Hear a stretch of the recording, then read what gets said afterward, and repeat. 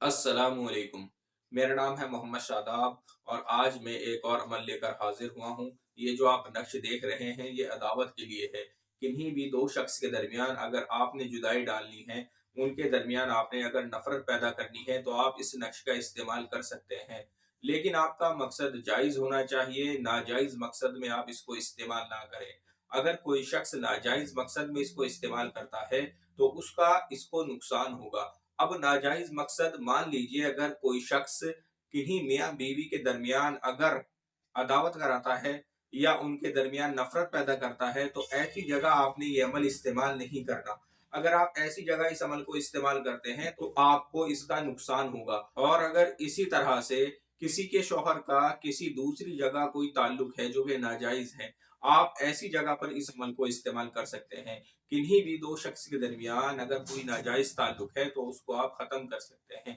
جیسے مان لیجئے شادی سے پہلے کے معاملات ہے، اکثر لڑکے لڑکیاں آپس میں بات کرنے لگتے ہیں اور بات بہت آگے تک پہنچ جاتی ہے۔ اگر ایسی صورتحال کسی کے ساتھ میں ہے تو ان دونوں کے درمیان جدائی ڈالنے کے لیے آپ اس نقش کا استعمال کر سکتے ہیں۔ اب آپ اس کا طریقہ دیکھیں کس طرح سے آپ نے اس نقش کو استعمال کرنا ہے۔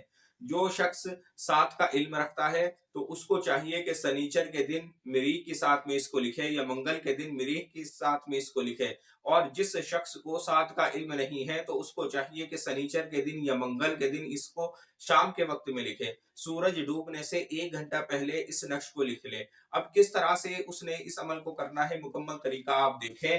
یہ جو نقش لکھا ہوا ہے یہ خاکی چال سے لکھا ہوا ہے، یہ نقش مربع ہے، 16 خانوں کا نقش ہے۔ آپ نے اوپر لکھنا ہے 786 اور یہاں سے آپ نے اس کو بھرنا شروع کرنا ہے۔ یہ خاکی نقش ہے، آپ نے اس کو کالے پین سے لکھنا ہے۔